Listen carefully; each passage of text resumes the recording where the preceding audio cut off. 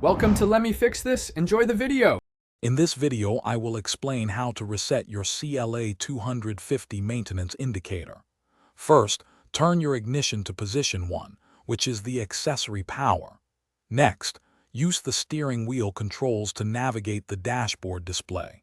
You'll want to find the service menu, then access the vehicle data section. This initial step is crucial for getting to the correct screen.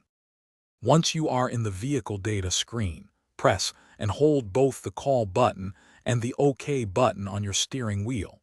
Hold them down simultaneously for about 5 seconds. You'll see a new menu appear on your dashboard display. Release the buttons as soon as this service menu becomes visible. This action grants you access to the reset options. Hey everyone, if you're finding this video helpful, please hit that like button and subscribe for more useful guides. Quick recommendation: for all your reading needs, check out the new Kindle Paperwhite. It's perfect for diving into your car's manual or any other book, anywhere you go.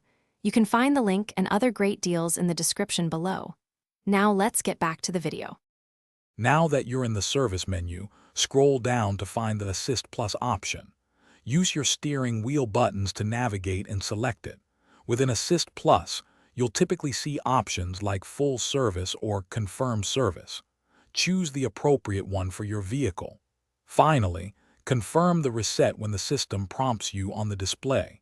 This completes the service indicator reset. After confirming the reset, turn your ignition completely off. Wait a few seconds, then turn it back on to position 2, which is the engine on position without starting. Now, check your dashboard display. The maintenance indicator message should no longer be present.